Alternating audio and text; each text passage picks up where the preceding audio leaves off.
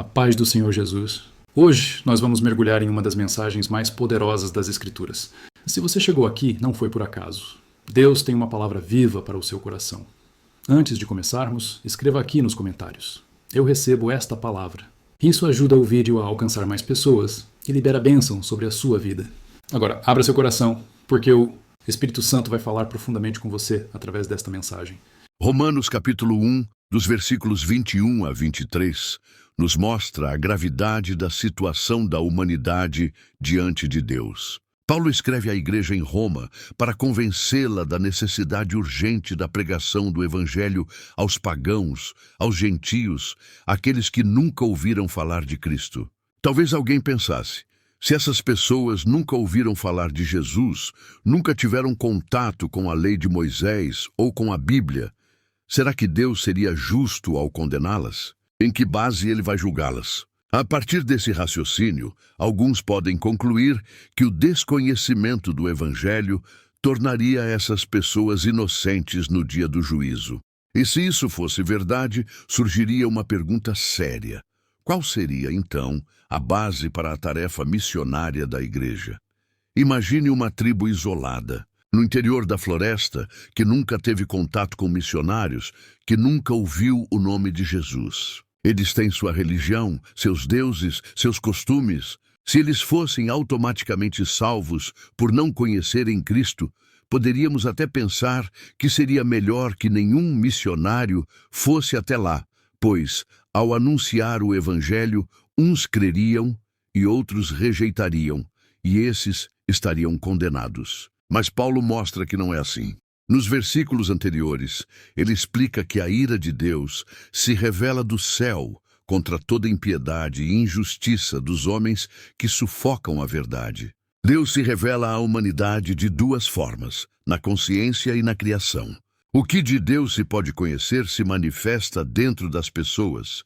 Elas sabem, lá no íntimo, que há um ser superior, santo, eterno, criador de todas as coisas. Além disso, os atributos invisíveis de Deus, seu eterno poder e sua divindade, são claramente vistos por meio das coisas que foram criadas. A natureza prega dia e noite que Deus existe, que Ele é poderoso e distinto da sua criação.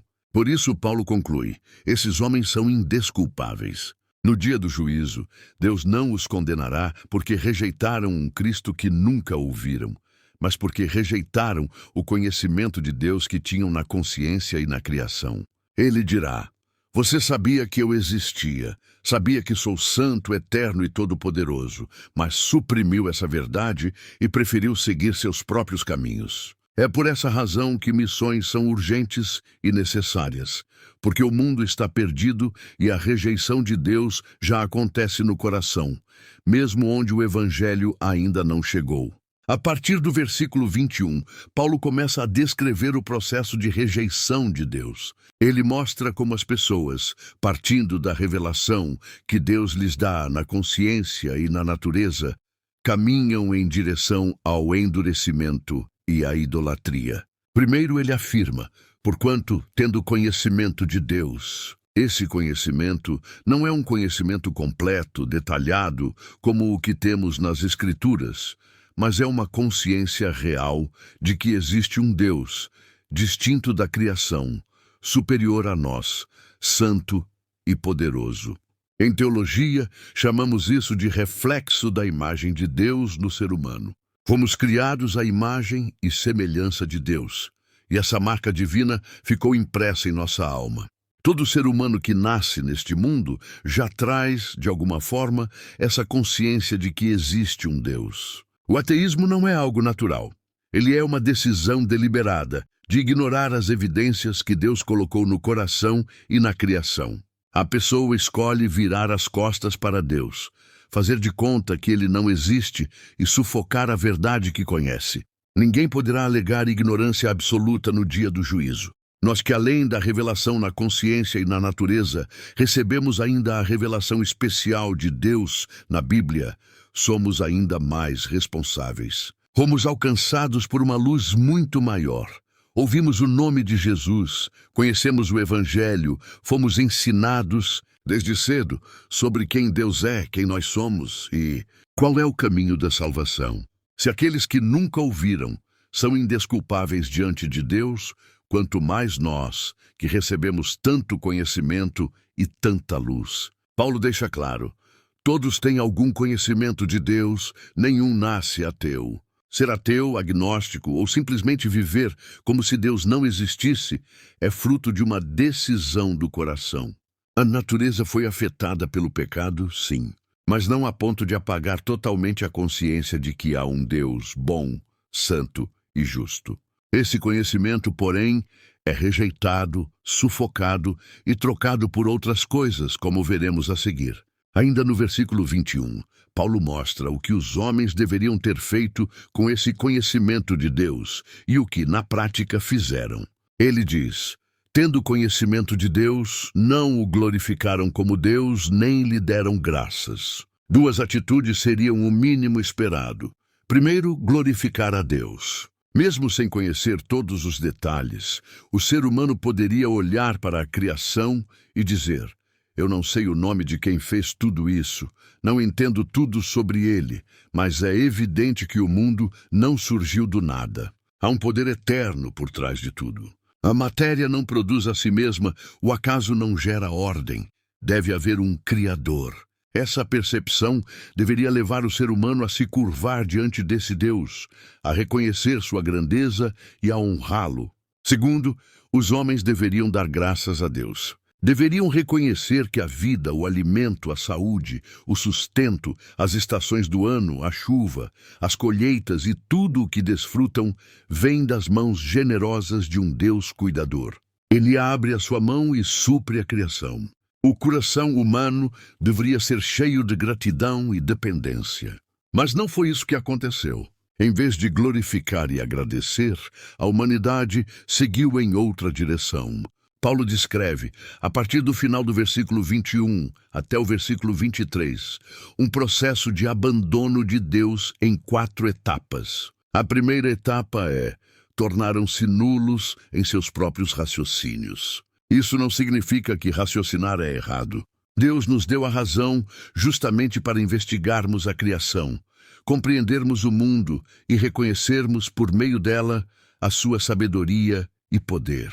O problema não é o uso da razão, mas o racionalismo, quando a razão é colocada no trono, como se fosse a medida de todas as coisas e como se pudesse explicar tudo sem Deus. Quando o homem começa a pensar sem levar Deus em consideração, ele perde o referencial.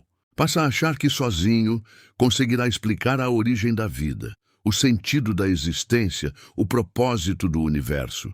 Mas longe de Deus, esses raciocínios se tornam vazios, inúteis, não chegam às respostas finais e não conduzem ao conhecimento verdadeiro do Criador. É disso que Paulo está falando. Pensamentos que parecem profundos, mas que, afastados de Deus, se tornam fúteis e sem direção. Depois que o homem rejeita Deus como referencial do seu pensamento, vem a segunda etapa do processo. Obscureceu-se o seu coração insensato. A figura é muito clara. Nós não temos luz em nós mesmos. A luz vem de fora. Se as luzes se apagam, ficamos em trevas. Quando alguém rejeita aquele que é a luz do mundo, o coração fica escuro, confuso, sem rumo. A pessoa já não sabe quem é, de onde veio, para onde vai, nem consegue discernir claramente o certo do errado. Isso descreve bem o estado do mundo hoje. Relativismo, confusão moral, pilares desmoronando, ausência de certezas. Sem Deus, o coração entra num labirinto de sombras e perde a referência da verdade. A terceira etapa aparece no versículo 22. Dizendo-se sábios, tornaram-se loucos. Aqui está a ironia trágica. O ser humano se julga mais inteligente justamente quando se afasta de Deus. Ele se considera autônomo, sofisticado, moderno, superior. Mas aos olhos de Deus, está caminhando para a loucura espiritual. Pode ter muitos diplomas, títulos acadêmicos, prestígio intelectual. Mas, se não conhece o Senhor, continua perdido, enganado quanto a si mesmo e incapaz de diagnosticar sua verdadeira condição. A verdadeira sabedoria começa com o conhecimento de Deus. Sem isso, todo saber vai se tornando desequilibrado, parcial e muitas vezes destrutivo. Por fim, vem a quarta etapa, no versículo 23. Mudaram a glória do Deus incorruptível, em semelhança da imagem de homem corruptível, bem como de aves, quadrúpedes e répteis. O ser humano rejeita o Deus vivo, mas não consegue viver sem deuses. Ele foi criado para adorar e sempre estará diante de algum altar. Se não adora o Deus verdadeiro, fabricará ídolos para colocar no lugar de Deus. No mundo antigo, isso se expressava em imagens de homens divinizados, animais, astros, elementos da natureza. Hoje, continua se manifestando na adoração do dinheiro, do prazer, do sucesso, da própria criação, às vezes até com roupagem espiritual ou científica. A troca é trágica. Abandonam o Deus glorioso para adorar aquilo que é corruptível, passageiro e mortal. Em vez de se prostrarem diante do Criador, prostram-se diante da criatura. Embora Paulo tivesse em mente, primeiramente, o mundo pagão do seu tempo, essa descrição é também um espelho do meu coração e do seu. Todo crente carrega dentro de si um ateu, uma tendência constante de viver como se Deus não existisse, de buscar autonomia, de seguir seus próprios caminhos, de substituir Deus por outros senhores. Por isso, não podemos baixar a guarda um só instante. Se relaxarmos, essa inclinação levanta a cabeça, e sem perceber começamos a pensar, sentir e agir como se Deus fosse distante, pequeno ou irrelevante.